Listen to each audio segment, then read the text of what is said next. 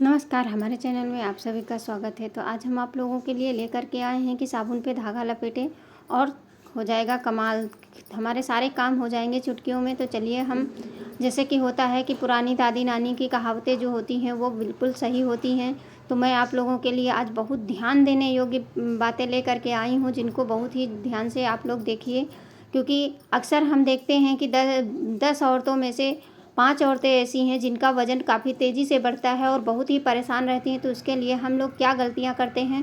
तो सबसे पहली गलती होती है कि जैसे हम पोछा लगाते हैं, तो आजकल स्मार्ट ज़माना हो गया है, तो सब लोग क्या करते हैं, वो पहले हमारा पोछा होता था तो हम बैठ के पोछा लगाते थे। अब क्या करते हैं, पोछा ले लेते हैं और वो वाले पोछे से हम उससे करते हैं। और नहीं तो ऐसा नहीं हुआ तो हम वाइपर पे अपना पोछा डाल करके इस तरह से सीधे सीधे खड़े खड़े पोछा लगाते हैं। इससे क्या होता है, हमारी जो मांसपेशियाँ होती हैं वो एकदम एक्टिव नहीं हो पाती हैं, जिससे कि काम तो हमारा आसान हो जाता है, लेकिन होता क्या है, हमारे शरीर में फैट बढ़ने लगता है और हम थोड़ा आलसी भी होने लगते हैं। तो चलिए हम इस तरह से ना करके हम किस तरह से डेली पोछा लगाएं और इस तरह से करने से हमारा क्या होने वाला है। जैसे कि हम आप लोगों को बता रहे हैं कि 10 औरतों में से 5 औरतें ऐसी हैं जिनको ज़रूर ही फैट बढ़ता है और उनका वज़न भी काफ़ी तेज़ी से बढ़ता है। इस तरह से जैसे पुराने लोग थे तो पहले चक्की चलाते थे आटा पीसने के लिए, उससे हमारा क्या होता था, पूरे शरीर का जो है मूवमेंट होता रहता था। इससे हमारे शरीर का जो है कोई भी फैट नहीं बढ़ता था और सबसे मेन बात थी, बीमारियां भी नहीं आती थी। पहले के लोगों को आप देखेंगे कि 70-80 साल के हैं फिर भी वो काफ़ी एक्टिव रहते हैं। और आजकल के ज़माने में क्या होता है, हम औरतें 30-35 के बीच में ही इतना ज़्यादा वीकनेस आ जाती है, इतनी बीमारियां घेर लेती हैं कि हम चलने फिरने से भी दिक्कत होता है। कहीं घुटनों में दर्द, कहीं कमर में दर्द, कहीं हमारे शरीर में इतना वजन हो जाता है तो हम कुछ काम कर ही नहीं पाते हैं। तो आप अगर इस तरह से डेली के डेली आप एक हफ्ता नियम बना लीजिए कि बैठ करके आप पोछा लगाएंगे, तो इससे क्या होता है, आप देख सकते हैं पूरा शरीर हमारा जो है मूवमेंट करता है। जितनी मांसपेशियां हैं वो हमारी एक्टिव रहती हैं। इससे हमारे शरीर का फैट बढ़ने से बहुत ही कम कम बढ़ता है और हमें बहुत ही आसानी होती है। तो इसी तरह आप बैठ करके अगर लगाएंगे तो आपकी काफ़ी हद तक बीमारियां बहुत ही कम हो जाएंगी। आप इस तरह से एक बार करके देखना और फिर मुझे कमेंट करके ज़रूर बताना कि हाँ, ये हमारा वीडियो आप लोगों को कैसा लग रहा है। और अगर हाँ आप लोग पहली बार आए हैं तो चैनल को सब्सक्राइब ज़रूर कर लेना और अच्छी लगे तो अपनों के साथ शेयर कर देना। ये बहुत ही इम्पोर्टेंट बात होती है कि आजकल हर किसी को, मेरे से कई लोगों ने पूछा कि आपका जो है शरीर एकदम स्लिम क्यों बना रहता है। तो मेरा यही राज है कि मैं डेली के डेली आप लोगों को दिखाने के लिए वीडियो तो बनाती रहती हूँ, लेकिन मैं ज़्यादातर अक्सर इसी तरह पोछा लगाती हूँ। तो चलिए अगली टिप्स हमारी क्या है। जैसे कि सबसे पहले मॉर्निंग में हम लोग क्या करते हैं, कुछ लोगों की आदत होती है उठते ही चाय चाहिए, और चाय हमारे लिए सबसे बड़ी नुकसानदायक है।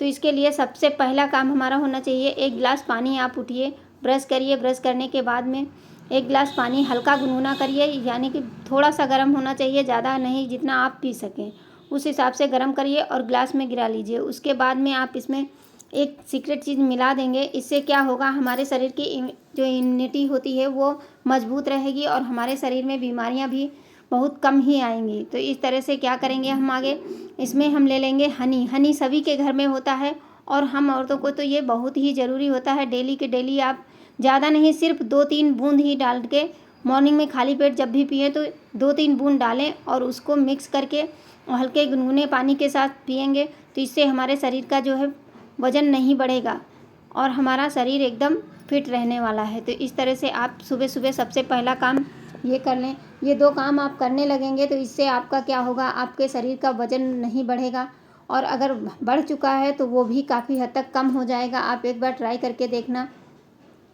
उम्मीद करती हूँ आप लोग ये ट्राई करेंगे तो आप लोगों को अच्छा रिजल्ट मिलेगा। मेरा मॉर्निंग का यही काम है, सबसे पहले गर्म पानी पीना।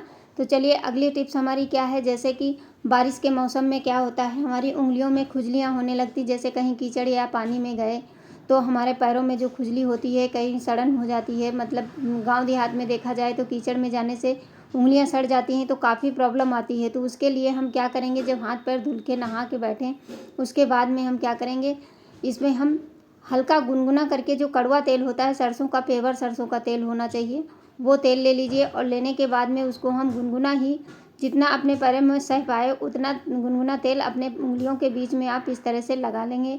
और इससे होगा क्या, हमारी उंगलियां सही भी हो जाएंगी और हमारी उंगलियां में खुजली भी नहीं होगी, क्योंकि बारिश में अक्सर गांव में देखा जाता है कि लोग खेतों में काम करते हैं और उनके साथ में ये ज़्यादा प्रॉब्लम आती है। तो आप अगर इसको डेली डेली शाम को सोने के टाइम करेंगे तो आपकी उंगलियों में कोई खुजलाहट नहीं होगी और आपकी कोई दिक्कत नहीं आने वाली है। उम्मीद करती हूँ हमारी छोटी सी टिप्स है पसंद ज़रूर आएगी। तो ये देखिए, आप देख सकते हैं मेरी ये उंगली में थोड़ा सा ज़्यादा हो गया था, इसीलिए मुझे बिछुड़ा निकालना पड़ा, लेकिन फिर भी मैं इसको 2 दिन लगाई हूँ, हमारी उंगलियाँ एकदम सही हो गई हैं। तो मैंने सोचा आप लोगों के साथ भी शेयर कर देती हूँ। तो इस तरह से आप लगा करके रात में सो जाएंगे तो मॉर्निंग में आपके पैर एकदम फ्रेश हो जाएंगे और सही हो जाएंगे। तो चलिए अगली टिप्स हमारी क्या है, आप देखते रहिए कि साबुन में धागा क्यों लपेटते हैं हम।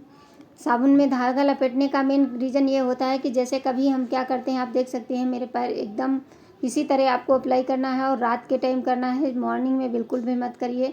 रात में सोने के टाइम करके और चुपचाप इसको सो जाइए, इससे हमें बहुत अच्छा रिजल्ट मिलने वाला है।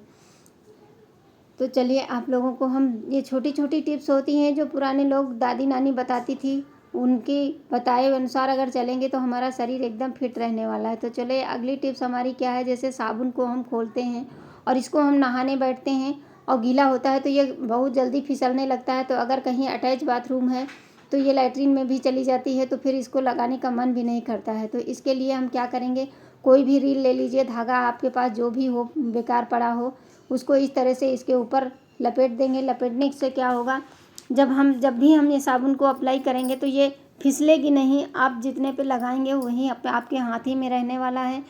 तो है ना कमाल का हमारा ये टिप्स। अगर साबुन को हम ऐसे ही लगाएंगे तो हमारी साबुन फिसलती रहती है। इस तरह से धागा लगा लीजिए और आप धागे को तोड़ दीजिए, इसके बाद अप्लाई करेंगे तो आपका बिल्कुल भी साबुन फिसलेगा नहीं और गलेगा भी नहीं, क्योंकि धागा जब लपटा रहेगा तो जो पानी होता है वो पानी सोख लेता है और इससे हमारी जल्दी साबुन ख़त्म भी नहीं होने वाली है।